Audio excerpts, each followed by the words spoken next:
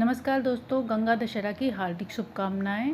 10 तरह के पापों से मुक्ति दिलाने का दिन गंगा दशहरा का होता है। गंगा दशहरा भारतीय संस्कृति का एक महत्वपूर्ण धार्मिक और सांस्कृतिक उत्सव है जो ज्येष्ठ मास के शुक्ल पक्ष की 10वीं तिथि को मनाया जाता है। माना जाता है कि इस दिन देवी गंगा धरती पर अवतरण हुई थी। इस पर्व के माध्यम से न केवल गंगा नदी की पवित्रता का स्मरण किया जाता है, बल्कि ये समाज के सभी वर्गों को सामूहिक गंगा स्नान और दान के द्वारा एक दूसरे से जोड़ता है। यह उत्सव जल और समाज के बीच महत्वपूर्ण रिश्तों को दर्शाता है, जहां पानी की पवित्रता मानकर गंगा मां को पूजा जाता है। इसका सांस्कृतिक महत्व भी बहुत खास है।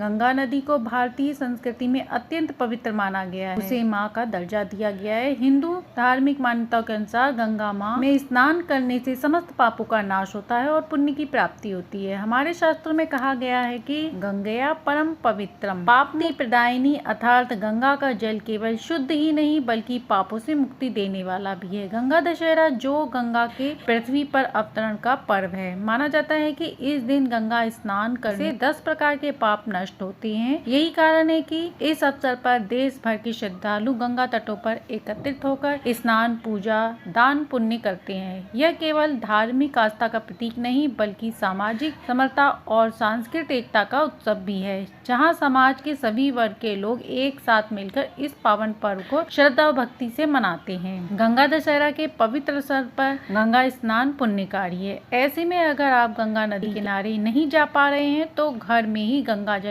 से अभिषेक करके पूजन कर सकते हैं। इसलिए आप पहले स्नान करें, फिर गंगा जल से शरीर का अभिषेक करें और उसके बाद मंत्रों का जाप करें। इससे जीवन में समृद्धि और शांति प्राप्त होती है। गंगा दशहरा ज्येष्ठ मास में मनाया जाता है, इसलिए इस समय गर्मी होने के कारण शरीर और मन शीतलता प्रदान करने वाली चीजें दान की जाती हैं। कई लोग प्याऊ अधिक लगवाते हैं। इसके अलावा जल शीतल पेय के भंडारे भी किए जाते हैं। गंगा दशहरा के दिन विशेष रूप से दान करना और दूसरों की मदद करना अत्यंत पुण्यकारी माना गया है। गंगा के जल में स्नान के बाद गरीबों और जरूरतमंदों को वस्त्र, अन्न या कुछ अन्य सामग्री दान करना चाहिए। इस दिन गंगा में तर्पण और पितरों का पूजन भी करना अत्यंत महत्वपूर्ण होता है। इस दिन किए गए दान पुण्य का फल हमें कई गुना प्राप्त होता है। गंगा दशहरा पर गर्मी से राहत के लिए पंखा और पानी बहुत ही महत्वपूर्ण माने गए हैं। ऐसे में यदि गंगा दशहरा के दिन पंखा और मटका दान किया जाए तो पुण्य प्राप्ति होती है। आप शीतल प्रदान करने वाली वस्तुओं को मंदिर में भी दान कर सकते हैं। गंगा दशहरा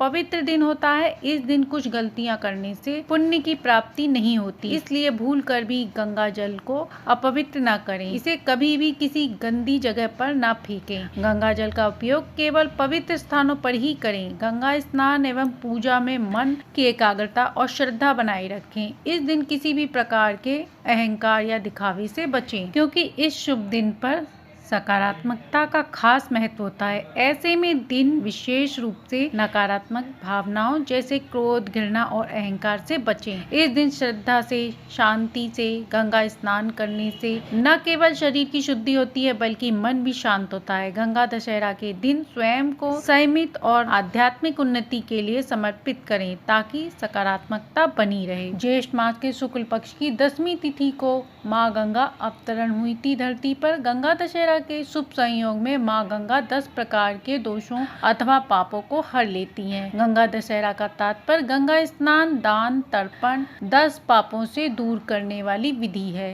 गंगा दशहरा पर स्नान दान करने से 3 का 4 वाचिक और 3 मानसिक पाप मिलकर 10 तरह के दोषों का निवारण होता है। गंगा के जल में वे समस्त गुण विद्यमान हैं जो अनिष्ट ग्रह के दुष्प्रभावों को समाप्त करते हैं। विधि विधान से, श्रद्धा समर्पण के भाव से गंगा स्नान एवं दान आदि करने से विभिन्न ग्रह दोष, पितृ दोष से मुक्ति मिलती है। साथ में किसी रोग से, विपत्ति में पड़ा व्यक्ति, सांसारिक चक्र में फंसा व्यक्ति अथवा भय बंधनों से घिरा व्यक्ति भी मुक्त हो जाता है। यदि गंगा स्नान गंगा तट पर न कर पाए तो घर में ही गंगा जल मिलाकर स्नान करें। शाम के समय दीपदान करें। गंगा तट पर न जा पाए तो एक परात में गंगा जल डालकर उसके ऊपर अक्षत पुष्प डालें। उसके बाद दीपदान करें। दीपदान 108 बाती का भी कर सकते हैं, इससे ज्यादा भी कर सकते हैं और कम भी कर सकते हैं। ये सब आपकी श्रद्धा पर अर्पण है। तो इस पावन अवसर को ऐसे ही न जाने दें, कुछ ना कुछ अवश्य करें जिससे इस पावन अवसर का लाभ उठाएं। इस दिन गंगा माता की कथा कहानियों का श्रवण करना भी विशेष पुण्यदायी माना गया है। तो ये थी गंगा दशहरा के दिन की पूजा विधि व कुछ जानकारी। अच्छी लगी हो तो लाइक, शेयर एंड सब्सक्राइब करें।